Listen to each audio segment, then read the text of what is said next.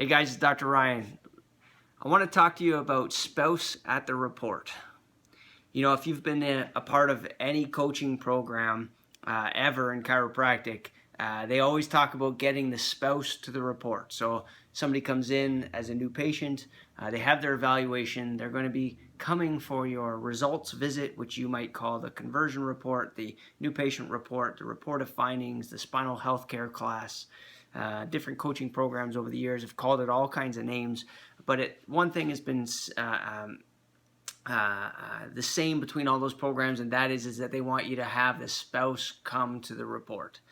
And let me tell you, the number one reason that you want the spouse at the report, okay, this is the number one reason that you want the spouse at the report, is because somebody told you it was a good idea to get the spouse to the report. That's usually the number one reason. Here's the obvious reason why. A person who has a spouse at the report is more likely to have a supportive spouse. If they have a supportive spouse, they're more likely to follow through on your recommendations for care. If your vision for your community is a lifetime family wellness center, where people are always coming in to get checked and evaluated to see if they have subluxation, and if they have subluxation to get adjusted. If that's your vision, then it makes sense for you to have spouse at the report. For me, spouse at the report doesn't really matter that much. I've never done it. I've always been taught to, but I've never really pushed it the way that others have, and I'll tell you why. It's not that I don't think it's important. That couldn't be further from the truth. The reason that I don't push it at the beginning, I actually have two reasons, but the first one I'm thinking of is that I already know that when, let's say, the wife comes to the report, before she leaves, she's already making an appointment for her husband and her children and her friends and her coworkers. So her spouse is going to be at the report because I'm 100% sure that she's going to be scheduling that spouse for an examination.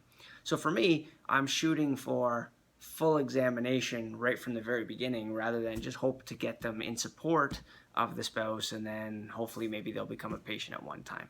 So for me, it's never really been that big of a deal because they're going to get to a report anyways, and my report is that good that they'll want him to come even if he didn't come the first time around. And it's my job to train hard enough to make that so. The second reason is I have a CA who to get chiropractic care had to steal money from her husband.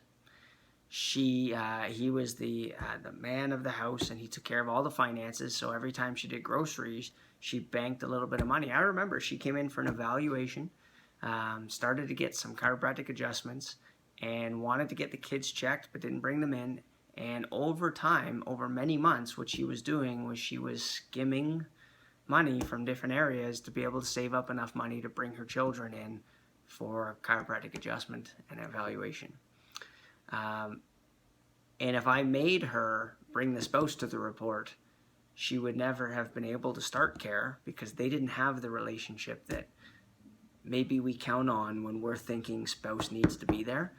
And lots of times the reason that the person is so subluxated is because of the relationship with the spouse. So I would say that to be authentic, what you have to do is always listen to what's right.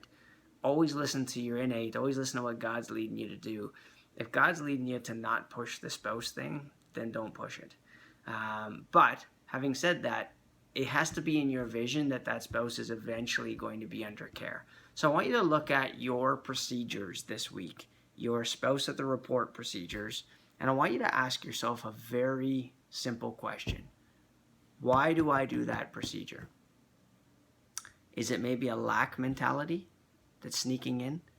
Fear that without the spouse there, they won't be able to make a decision? Fear that the spouse is never going to come to a report? Fear that the spouse won't accept their new patient invitation? I tell you, my goal is 1 is 4. As soon as somebody walks in, they're automatically 4 people. That's what it is. So I only need 8 new patients really to have 32, because 1 becomes 4. And so at the end of the day, look at your schedule, look at your procedure, look at your spouse at the report procedure. Ask yourself, is it worth losing a patient over you holding the value of a procedure over the value of a relationship with a patient. I don't know. It's going to be different for everybody, but I wanted to share with you sort of my thoughts around that, and I look forward to your feedback. Add some stuff into our Facebook group if some questions about it if you have them, or if this brings up questions for you, and we'll see you guys next time. Thanks.